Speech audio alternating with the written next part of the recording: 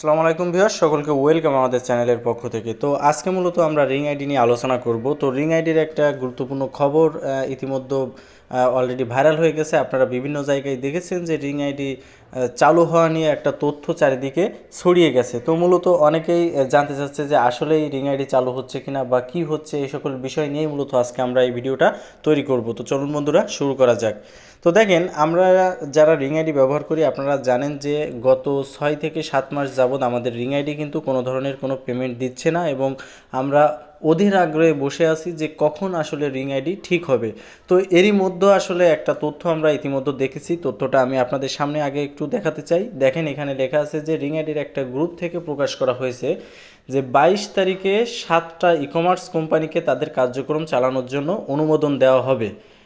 এবং এই সূত্রটা পাওয়া গেছে আহসান হাবিব নামে একজন যে এজেন্ট আছে, আপনারা জানেন যে তিনি একজন বড় ধরনের এজেন্ট, তার কাছ থেকেই মূলত এটা জানা গেছে। এবং আপনারা জানেন যে রিং আইডির আসলে সকল তথ্যগুলো রিং আইডির বিভিন্ন গ্রুপে বা বিভিন্ন এজেন্টের কাছ থেকেই মূলত আমরা জানতে পারি। তো এই যে তথ্যটা আপনারা এখন দেখছেন, এটা নিয়ে আসলে বিভিন্ন ধরনের কথা ইতিমধ্যে তৈরি হয়েছে যে আসলেই 22 তারিখে এটা চালু হবে কিনা, বা যে 7টা প্রতিষ্ঠান তারা কার্যক্রম চালাতে পারবে তার মধ্যে রিং আইডি আছে কিনা, এই ধরনের বিভিন্ন তথ্য কিন্তু মানুষ জানতে চাচ্ছে। তো দেখেন, যে 7টা প্রতিষ্ঠান বা 7টা ই-কমার্স কোম্পানিকে তাদের কার্যক্রম চালানোর জন্য অনুমোদন দেওয়া হয়েছে, মূলত এই ই-কমার্স সাইটগুলোর মধ্যে রিং আইডি আছে কিনা এটা সবারই প্রশ্ন। তো দেখেন, রিং আইডি আছে কিনা বা রিং আইডির কার্যক্রম পরিচালনা হলেও সেটা আমাদের যে কমিউনিটি জব আছে সেই অপশানটা চালু হবে কিনা, এটা নিয়ে কিন্তু বিভিন্ন ধরনের প্রশ্ন রয়েছে। আমি আপনাদেরকে স্পষ্ট করার জন্য মূলত এই ভিডিওটা তৈরি করেছি। দেখেন, আমি আপনাদেরকে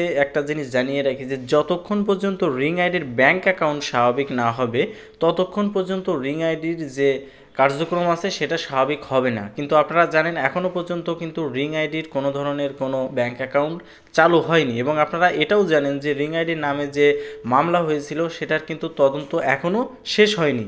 তো যদি এইগুলো শেষ না হয় তাহলে কিভাবে আসলে 22 তারিখে আমাদের রিং আইডি আমাদের কার্যক্রমটা চালাবে? তো দেখেন, এখানে আসলে স্পেসিফিকভাবে কোনো প্রতিষ্ঠানের নাম কিন্তু উল্লেখ করা হয়নি যে আসলে কোন 7টা প্রতিষ্ঠান তারা 22 তারিখ থেকে চালাতে পারবে। মূলত এটার লিস্ট 2-1-এর ভিতরেই আপনারা জানতে পারবেন। আর যখনই আসলে এই লিস্টটা আমরা পেয়ে যাব সাথে সাথে আপনাদেরকে জানানোর চেষ্টা করব যে আসলে কোন 7টা প্রতিষ্ঠান তারা 22 তারিখ থেকে তাদের কার্যক্রম চালাতে পারবে।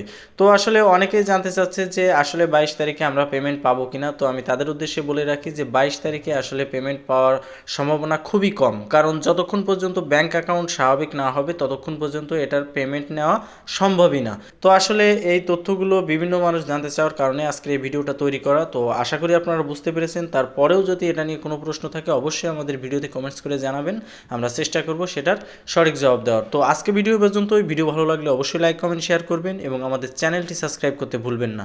ধন্যবাদ সকলকে।